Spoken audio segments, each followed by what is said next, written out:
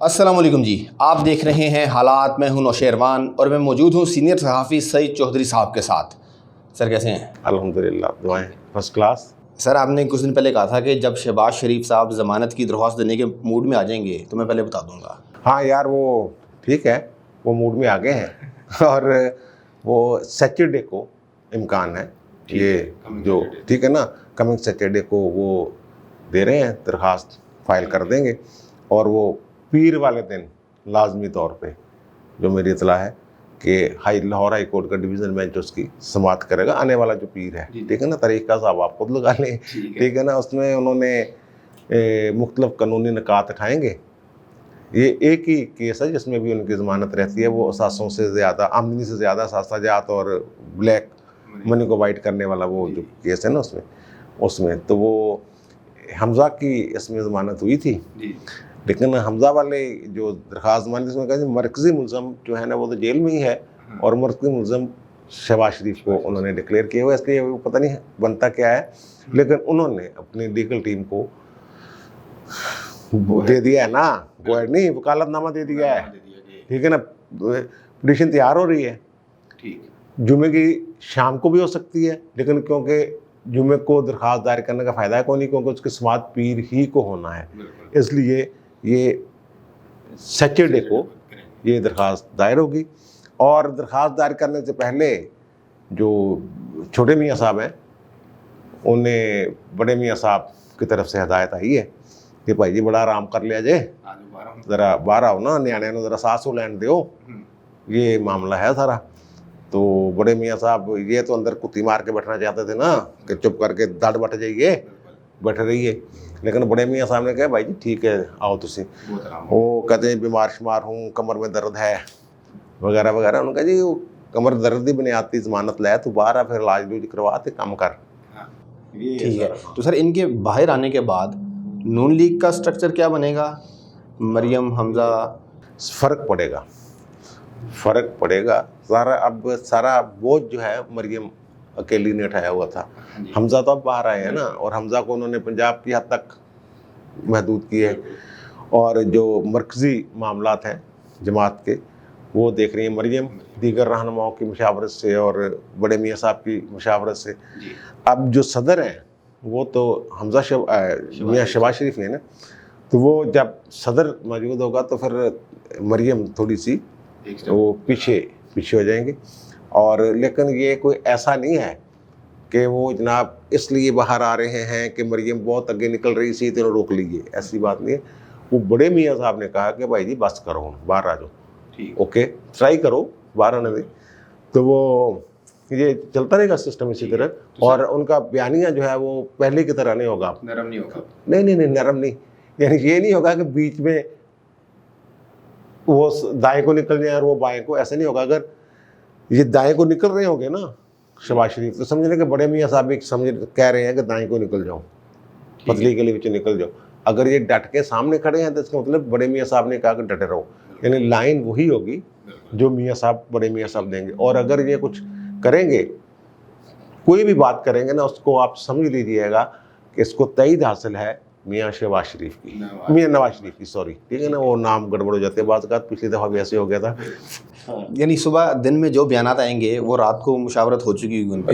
हो यार, बड़ी समझदारी थी गल की थी। ठीक है। अच्छा दूसरा सर, पीडीएम की हिकमत अमली पे भी कोई फ़र्क पड़ेगा शहबाज शरीफ के बाहर आने से? उसकी एग्रेसिवनेस कम होगी कि नहीं? नहीं, वो वही रहेगा। आपको कहना यार, ये असल जो पीडीएम में किरदार है ना, वो दो किरदार हैं मेन बड़े, वो है जरदारी, आसिफ अली जरदारी और मियाँ नवाज शरीफ, और तीसरे किरदार हैं मौलाना। बाकी फिर छोटे किरदार हैं, उनकी आवाज़ है, उनकी आवाज़ सुनी भी जाती है, ठीक है, लेकिन वो मामला उसी तरह चलेंगे जैसे वो दोनों, बल्कि तीनों बड़े जिस तरीके से चाहेंगे, वहाँ भी मुशावरत से इसी तरह चलता रहेगा। ठीक है सर, मेरे वज़ीर-ए-आज़म ने एक बड़ा काम कर दिया आज। अच्छा, उन्होंने नया नारा लगा दिया, उन्होंने कहा कोई भूखा नहीं सोएगा। यार वज़ीर-ए-आज़म साहब ने नारा नहीं लगाया, नारा लगाते ये तो अच्छी बात है, नारा लगाना तो बुकर से, लेकिन उन्होंने एक इफ्तिताह भी किया जाए। पहले इन्होंने वो एक बनाए थे, वो जो पनाहगाहें बनाई थी, वहाँ लोग रहते हैं आके जनाब, ये वो बड़े बड़े शहरों में बनाई थी सारी। और अब इन्होंने इस्लामाबाद और रावलपिंडी में ट्रक किक जाएगा, जो मेहनत कश और मज़दूर हैं उनको खाना प्रोवाइड करेगा भूखे लोगों को। भाई ये जो है ना आइन का आर्टिकल है 38D, वो ये कहता है कि अगर किसी का कोई ज़रिया माश ख़त्म हो गया हो, जो बेरोज़गार जो बंदे उनके लिए है वो, तो उनकी जो बुनियादी ज़रूरियात हैं ज़िंदगी की, खुराक, लिबास, रहायश, तिब्बी इमदाद, इसकी फ़राहमी हुकूमत की ज़िम्मेदारी है। वहाँ लिखो ये करते नहीं उसमें। और ये जनाब अब इन्होंने जो किया है, ये देखने वाली बात ये है कि रावलपिंडी इस्लामाबाद में कितने लोग भूखे सोते हैं। भूख है बिल्कुल ठीक है। हमने एक दफ़ा सर्वे किया था अखबार में, लाहौर और एक शहर और था, मेरे ज़हन से निकल रहा है वो, 2 शहरों का सर्वे हुआ था वो। उसमें जो हमारी रेशो निकली थी भूखे सोने वालों की, वो 0.1 थी। यानी कि सिर्फ आधे फीसद लोग भी ऐसे नहीं हैं जो वाक़तन भूखे सोते हों। यानी ये तो हो सकता है कि किसी ने रूखी सूखी खा ली, किसी ने कुछ खा लिया, ये ठीक है। इनका ये है कि एक मजदूर जो बेचारा मेहनत कश है वो तो 4 रोटी लेके आएगा ना दोपहर को खाने के लिए, ये ज़रा अच्छा उसको खाना दे देंगे, गुड है। लेकिन ये सिर्फ बड़े शहर में क्यों? इसलिए कि रावलपिंडी इस्लामाबाद में इनके ट्रक जो हैं चलते फिरते नज़र आएंगे वहाँ, ठीक है ना।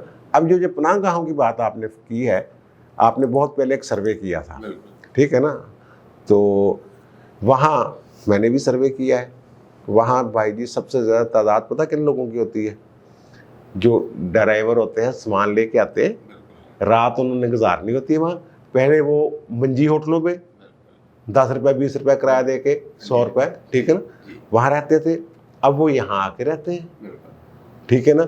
वो उस तबके में शामिल नहीं हैं जिनके लिए पनाहगाहें बनी हैं, उनको TADA मिलता है, ठीक है ना। अगर उन्हें रात रहनी होती है तो वो उनका जो मालिक होता है ट्रक का या ट्रेलर का, वो उनको पैसे देता है कि भाई आपने रहा है 200, 300, 400, 500 रुपये उनकी भी अलग मिलते हैं उनको। दूसरे वहाँ हैं नशेई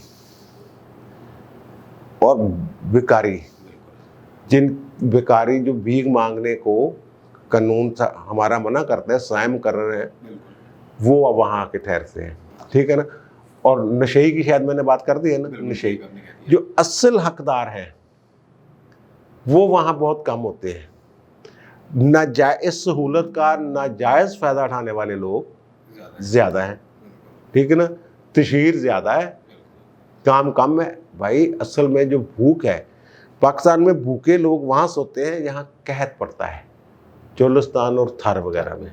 वहाँ खुराक मिलती नहीं, उन तक पहुँचती नहीं, वहाँ भूख से बच्चे मरते हैं या नाकस खुराक की वजह से वहाँ गड़बड़ होती है। तो वहाँ का कोई इंतज़ाम करें, फिर हम माने कि भाई आपने अच्छा काम किया, ठीक है।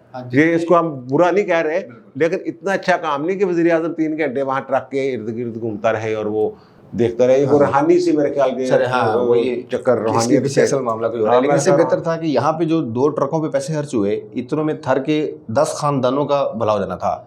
अरे यार ये कुछ सोचता नहीं है ना, वो थर में करेंगे, वो उधर करेंगे, कहेंगे वो पीपल्स पार्टी की हुकूमत है, वो है, वो उनकी जिम्मेदारी है, वो उनकी जिम्मेदारी है। इस्लामाबाद में जो है, जहाँ मेरा नहीं ख्याल, वो जो शाम को गुब्बारे लेके खड़ा होता ना एक बच्चा, छोटा सा गोरा चिट्टा सा स्मार्ट सा, वहाँ खड़े होते हैं, वो भी अच्छे खासे पैसे कमा के ले जाते हैं। पाकिस्तान में खैरात करने वाले मुल्कों में पाकिस्तान का पहला या दूसरा नंबर है पूरी दुनिया में। पूरी दुनिया में भीख जो है ना, भीख, ये एक तरह से भीख का स्टाइल है। ट्रक जाएगा, लोग लाइन लेके खड़े हाथ फैलाएंगे, ये ऊपर वो रख देंगे लंच बॉक्स, ठीक है ना। ये एक भीख का स्टाइल है, गदागरी है। ये गदागरी को फ़रोग देने वाली बात है। पूरी दुनिया में मुखैर हज़रात जो हैं, कोरोना के दौरान में आपने देखा होगा सड़कों के किनारे सामान के ढेर लगे हुए थे, वो सरकारी सतह पे नहीं था, प्राइवेट लोग, और पता भी नहीं था कि उठा के कौन लेके जा रहा है और रख कौन रहा है। वहाँ ऐसे नहीं खड़े थे लोग, हाथ फैला के नहीं खड़े हुए थे। वहाँ जहाँ तरक्की याफ्ता मालिक जिनकी ये मिसाल देते हैं, वहाँ सोशल सिक्योरिटी का होता है, वो यानी जो बेरोज़गार हो जाता है, जैसे हमारा आइन का आर्टिकल 38D में बात की, वहाँ भी ये है। तो वो उनको बेरोज़गारी अलाउंस कह लें उसको, या कोई नाम भी दे दें उसको, वो उसको देते हैं। और वो इतना ज़्यादा नहीं होता कि वो याशी करता फिरे, हाँ जी, वो मुश्किल गुजारा ही पेट भर ले। हाँ गुजारा होता है। रहायश का भी हो जाता है, बाद जगहों पर रहायश नहीं भी, तरक्की याफ्ता ममालिक में भी रहायश नहीं देते, लेकिन वहाँ ये है कि भूख के हाथों कोई बंदा या इलाज की वजह से, इलाज ना होने की वजह से वहाँ नहीं होता। ये इसको अगर करना है तो भाई फिर सही मानों में करें, ठीक है ना। ये इनका अपना प्रोजेक्ट थोड़ा ये भी कि वो वैसे सैलानी वालों का था, वो उन्होंने लंगर खाने खोले थे, ये भी लंगर खाना ही है ना, लंगर खाने को मोबाइल कर दिया इन्होंने, उन्हीं का लंगर खाना है। तो वज़ीर आज़म का इसमें क्या कमाल है, वो बल्कि उनको तो फायदा हो जाता है। अब लाहौर में लंगर खाने इन्होंने खोलने हैं, वो पता कहाँ खोल देते हैं, बस स्टॉप जो है मुख्तलिफ वो शेड बने होते हैं ना, बिल्कुल, उनके नीचे लोगों ने बैठना होता है, मुसाफिरों ने, वहाँ एक लंगर है, वो तो उनका एक तरह से छोटा सा कब्जा हो जाता है उनका। ये बिल्कुल यहाँ पे हमारे इलाके में भी है एक ऐसा मामला। वो जो लंगर खाने हैं वहाँ, वो लंगर खाना बंद होता है। हाँ जी, ये जो हमारे इलाके वाला है ये तो बंद ही पड़ा है। 2 घंटे के लिए खुलता है दोपहर में और 2 घंटे के लिए शाम में, लेकिन वो है पब्लिक प्लेस में बना हुआ। लोग होते नहीं यार, मैं हाँ जी, ये पोश इलाका है जरा निस्बतन, ठीक है ना। अब देखना वो पोश इलाके में लंगर खोलना, वो कहने के लिए खोला हुआ है इन्होंने, वो यानी कि महंगा तरीन इलाका है, वो ग्राउंड के दरमियान में ग्राउंड है, इर्द गिर्द वो है, वहाँ जो फ्रूट लेके बैठा हो ना, जो वो बेचता है जूस, जूस बेचने वाला, वो 50,000 रुपए देता है, लाख करोड़पति है, और उससे 3 गुना ज्यादा जगह इन्होंने घेरी हुई है, ठीक है ना। ये मुख्तलिफ पहलू, हम इसकी ये नहीं कह रहे ये ना करें, लेकिन यार उसके जो मनफी पहलू हैं उन पर भी नजर रखें, उनको भी रोकें। हाँ जी, तो सर वो मुर्शिद का हुक्म हुआ तो बस ठीक है, बंद करके आगे चल पड़े। ठीक है सर, आज इलेक्शन कमीशन ने इनकार कर दिया, उन्होंने कहा गिलानी साहब की वो यार वो पता है, कल हमने कहा था कि वो सारी सूरत हाल की वो समरी ट्रायल होता है, वो नहीं होना कुछ भी इनका, और हमने कहा था अदालतों की बात की थी तफसील से कि अदालतों को इख्तियार नहीं है, तो मतबादल फोरम, उन्होंने कहा मतबादल फोरम पे जाएं आप, हमारे पास क्या लेने आ गए। इस्लामाबाद हाई कोर्ट ने कहा, उन्होंने 22 मार्च शायद डेट दे दिया कोई अगली, ठीक है ना, वगैरह वगैरह, और उन्होंने वही बात किया कि जब उनको भी बनाए जो फ्री कहेंगे है वो। ये तो बात यह है कि 12 को इलेक्शन हो रहे हैं और गिलानी साहब उसमें हिस्सा ले रहे हैं। अब वहाँ क्या होने वाला है ये देखने वाली ज़्यादा बात है नौशेरवा। वो कानूनी पहलू को तो छोड़ देना, अब तो वो ताकत का जोर है, और एक तरफ जमहूरियत पसंद है, दूसरी तरफ वो ताकतवर लोग हैं, और सादिक संजरानी साहब जो हैं वो शुक्रगुजार हैं एस्टेब्लिशमेंट के कि जनाब मेरे साथ पूरा तावन हो रहा है, और शुक्रिया, पहले तो होता है शुक्रिया रहील शरीफ, अब सिर्फ शुक्रिया कहेंगे हम, ठीक है ना। तो वो बड़ा जोर लगा हुआ है, वो पीपल्स पार्टी के बंदे अभी तक पक्के हैं, ठीक है, और दीगर इत्तेहादी भी पक्के हैं। जो गड़बड़ हो रही है ना थोड़ी सी, वो हो रही है आपके नून लीग में, वहाँ थोड़ी सी गड़बड़ हो रही है। आपको याद होगा जब 2019 में हुआ था election, vote of no confidence, जी जुलाई में हुआ था, जुलाई 2000, तो वहाँ हमने एक पहले हम प्रोग्राम कर रहे होते थे, जब अब वीलाग करते थे, वो अब कोई और करता है। जवेद अब्बासी साहब थे नून लीग के चीफ एजेंट, और जब बाद में इनका पीडीएम हुआ, पीडीएम नहीं था उस वक्त, ये अपोजिशन का तहाद था, इनका इजलास हुआ है, तो वो हमने खबर दी थी कि जवेद अब्बासी साहब पे भी शक का कि ये भी कोई गड़बड़ कर गया है, और वहाँ मुशाद हुसैन सैयद साहब जो हैं जवेद अब्बासी के साथ उस मीटिंग में, हालांकि उस मीटिंग का हिस्सा नहीं थे, आके 2 घंटे पीछे बैठे रहे हैं, यानी कि मुशाद हुसैन का कद काट पड़ा है, लेकिन शक तो किसी भी किया जा सकता है ना। जवेद अब्बासी साहब पे खुद जब इंक्वायरी इनका करेंगे हम, जवेद अब्बासी साहब का उसमें नाम था, और मुशाद हुसैन सैयद साहब जो हैं वो अगरचे वो कुछ डरने वाले तो बनते नहीं हैं, लेकिन वो भी उनके साथ थे उस वक्त जवेद अब्बासी के। फिर दिलावर खान साहब आज़ाद जीते थे और शामिल हो गए फिर नून लीग में, तो 2019 में कुलसूम परवीन साहबा सेनेटर थी, और दिलावर खान साहब, संजरानी ने एक अशाइया दिया था पहले इलेक्शन से ना, अदम एतमाद जब उनके खिलाफ हो रहा है, तो ये दोनों भाई वहाँ चले गए थे। ठीक। अब हमारी बहन कुलसूम परवीन तो अल्लाह को प्यारी हो गई है, कोरोना हो गया था 2020 में, वो जहाँ पर अल्लाह को प्यारी हो चुकी हैं। दिलावर खान साहब अब फिर डटे हुए हैं संजनानी के साथ, ठीक है ना, ये बात है। फिर वो लोग, किसी ने कहा है मुझे कि आसफ सईद करमानी साहब भी नहीं गए वहाँ शाइये में। मेरा ख्याल आसफ सईद करमानी का कोई उनका वो और वजह होगी, वो उनमें नहीं है। तो असद जुनेजो साहब का पता ही आपको, वो भी नून लीग में शामिल हो गए थे और फिर इनके टिकट पे वो सेनेटर हैं।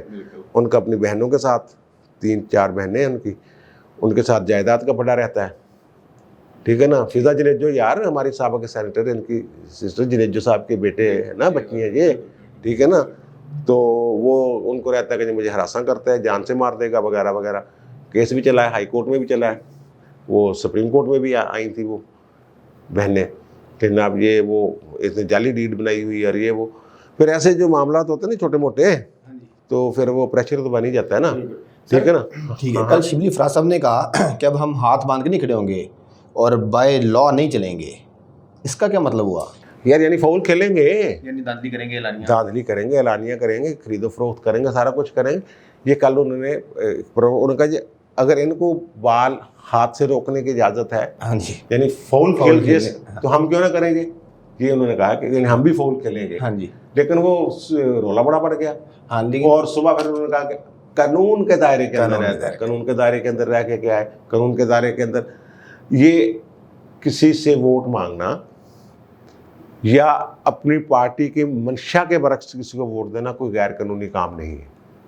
लेकिन पैसे दे के, मुराद दे के, ठीक है ना। अब किसी का अगर आप अब मैं क्या कहूँ कि कोई भी प्रोजेक्ट दे दे उसको, उसकी मर्जी के, कोई 20-25 बंदों को ठेके दे दे, कुछ ये कर ले वो कर ले, तो ठीक है ना, इस तरह कर ले।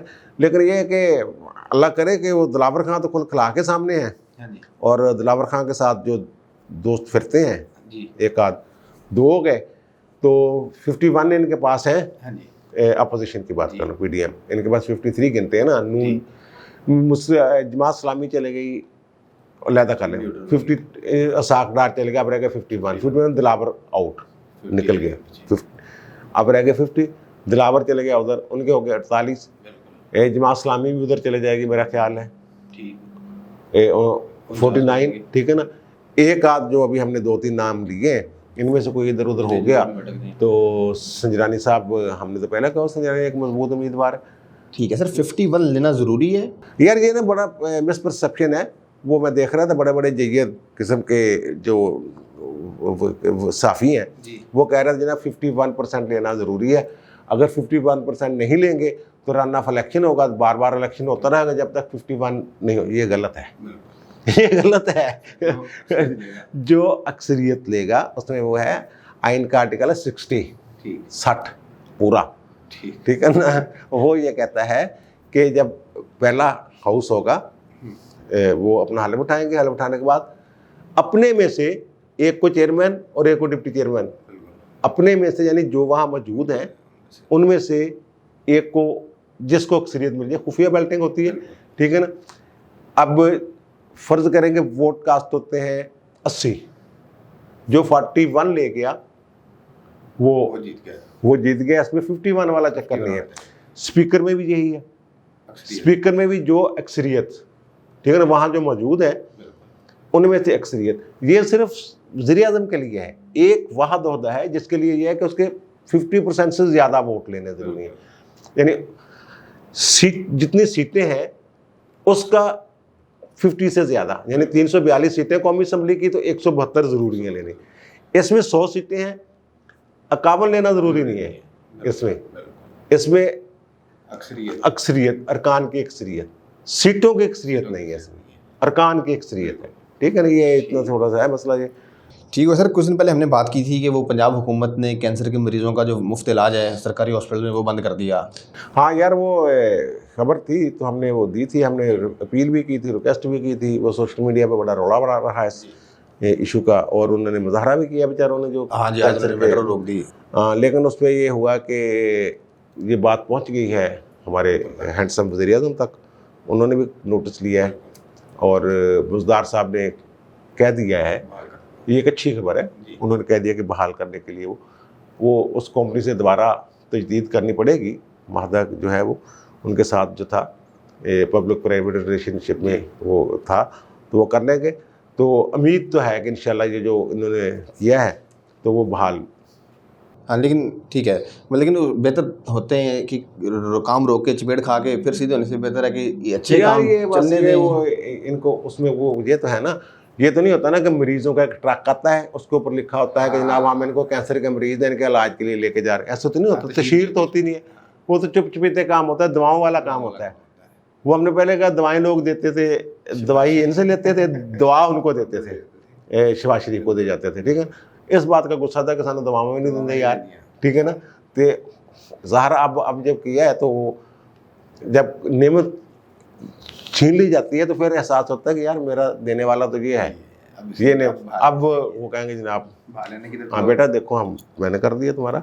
हाँ अल्लाह माफ़ करे, हर बात में यार नेकी के कामों में भी ये सियासत और दिखावा, अल्लाह रहम करे। अच्छा सर, हमारे कुछ व्यूवर्स कुछ सब्सक्राइबर के सवालात भी हैं, तो राना ए हक साहब और मोहम्मद इसहाक साहब, उन दोनों का सवाल चूँकि इलेक्शन कमिश्नर साहब से है, उन्होंने पूछा है, राना साहब ने पूछा जी कहीं सिकंदर सुल्तान भी मुस्तकबिल के काजी फायदे साथ नहीं होंगे, और मोहम्मद इसहाक साहब ने पूछा है कि कहीं राजा सिकंदर सुल्तान साहब PDM को सज्जी दिखा के कभी ना मार दें। यार ये मुश्किल होता है, मैं जो ना कंस्पिरेसी थ्योरी पे मैं बिलीव कम ही करता हूँ जब तक उसके पीछे कोई हकीकत या कोई ठोस वजूहात हों या फिर कोई मुखबरी हुई हो, कहीं से खबर शबर आई हो पक्की बात, वरना ये ऐसी थ्योरीज चलती रहती हैं। ठीक है ना कि जनाब वो अपना अपना एतमाद जो है वो बहाल करके तो ये कर देंगे और वो कर देंगे, और फिर वो हुकूमत जो इमरान खान है ये तो मुंतकिम मिजाज है, कुछ भी कर सकते हैं। काजी साहब वाली जो बात कर रहे हैं, काजी साहब के खिलाफ रेफरेंस भेजे, उन्होंने किया क्या है, मिसकंडक्ट तो था नहीं, एक जजमेंट ही थी ना। तो अब ये भी आइन और कानून की बात कर रहे हैं राजा सिकंदर साहब जो हैं, तो लेकिन ये बड़ा मुश्किल होता है। और जब ना फिर लोग भी साथ खड़े होने, काजी के साथ खड़ा हुआ ना बाहर, फिर वो वापस लेना पड़ा ना सुप्रीम कोर्ट के ज़रिए, फिर वो कलअदम करना पड़ा, लेकिन वो तलवार लटकाई रखी। तो इसके साथ भी लोग खड़े हो जाएंगे, सारी अगर अपोजिशन सारी इनके साथ खड़ी होगी राजा साहब के साथ, ठीक है ना। क्योंकि यार मत पता क्या है जो कंस्पिरेसी थ्योरी, अब फ़खरुद्दीन जी इब्राहिम से ज़्यादा पाकिस्तान में ईमानदार शख्स कोई नहीं था मरहूम, ठीक है ना। तो वो यानी ये कि पीपल्स पार्टी के दौर में वो असल में पीपल्स पार्टी वालों के साथ उनका ज़्यादा ताल्लुक था। तो वो अटॉर्नी जनरल थे, तो उन्होंने कहा कि जनाब आप कोई प्राइवेट वकील कर लिया सरकारी केस में। उन्होंने कहा भाई मैं अटॉर्नी जनरल का था, फिर तो सीनू पैसे देने थे, रिज़ाइन करके चले गए, ठीक है ना। वो ज़िया अल्लाह के PCO के तहत आया, सबसे पहले वो जूनियर तरीन जज थे सुप्रीम कोर्ट ने, उनका मैं तो नहीं लिख चुकना PCO के तहत, ठीक है ना। और फिर मुख्तलिफ उनके हैं, उनके बारे में यह है कि वो बड़े पक्के, लेकिन जब उन्होंने इलेक्शन करवाए हैं, चीफ इलेक्शन में वो थे, तो रिज़ाइन कर गए थे बाद में, तो उस पर भी लोगों ने एतराज़ करने शुरू कर दिए। ठीक है जनाब, ये है कि जनाब पहले ये इमरान खान थे अपराइट A1 बंदा, फिर कहने शुरू कर दिया 2013 वाले इलेक्शन उन्होंने करवा कि ये तो सटिया गया, बूढ़ा है, इसमें तो वो ताकत ही नहीं है, हैं? इससे अब जो ताकतवर है ये कहते ज़्यादा ताकतवर हो गया यार, बस ये ठीक है सर। आखिरी बात ये, इसकी मर्जी के खिलाफ अगर कुछ हो जाए तो ये वो कहते बंदा ही ठीक नहीं। आखिरी बात सर, जाहिद मिर्ज़ा साहब में एक हमारे सब्सक्राइबर, उन्होंने पूछा जी पाकिस्तान की कश्मीर पर मौजूदा पॉलिसी क्या है। यार पॉलिसी तो वही है कि हमारा वो शारंग है, लेकिन शारंग जो है वो अगर उसको उन्होंने कर लिया हुआ है तो फिर हम ये है कि वो यार देखने जुम्मे को आधा घंटा खड़ा होना था धूप में, वो भी ख़त्म हो गया, ये हो गया, चुपचाप ही कर गए, ठीक है ना। कश्मीरी जब कभी इतने ज़ोर पकड़ेंगे, तेल देखो तेल की धार देखो वाली, अमली तौर पे तो ये पॉलिसी है, ठीक है ना, अमली तौर पर। लेकिन 5 फरवरी को छुट्टी कर देंगे, उनके हक में बयान शयान देखो ना, इन्होंने तो भेजने थे वजारत खारजा के वफूद दीगर ममालिक में कश्मीर का इशू उजागर करने के लिए। वो कहाँ है जो हुकूमत जो है ना, हुकूमत ये अमलन कुछ भी नहीं कर रही। अवाम से अगर पूछेंगे तो वो हमारा दिल उन कश्मीरी भाइयों के साथ धड़कता है, वहाँ जो जुल्म होता है उस पर हम भी परेशान होते हैं, हमें भी तकलीफ़ होती है। लेकिन जो हुकूमती सतह पे है वो बस ये कह ले यार सकूत ही हो गया कश्मीर का। हो गया। सकूत पे गुस्सा बहुत करते हैं लोग जब लफ्ज़ इस्तेमाल करते हैं हम सकूत कश्मीर का, तो ऐसा ही मसला है। देखें ना इतने खौफज़दा हैं हमारे वज़ीर आज़म, ओ भाई अगर मैंने कुछ कर दिया वो हमारे कश्मीर पे हमला कर देंगे, और भाई हमारे कश्मीर हमला कर देंगे तो फिर वो 6 लाख फौज किस लिए है? ये एटम बम जो है व्याद है मैंने चलाने। एग्जैक्टली सर, अब 6 लाख फौज 8 लाख हो चुकी है। ओहो यस यस यस यस। हाँ चले चलो सर, ठीक है, बात आगे चल जाएगी। ठीक है जी, आपने सुन ली तमाम मामला पे चौधरी साहब की राय। आपकी क्या राय है कमेंट्स में ज़रूर बताइएगा। आपसे मुलाकात होगी कल इंशाल्लाह, तब तक के लिए अल्लाह हाफ़िज़।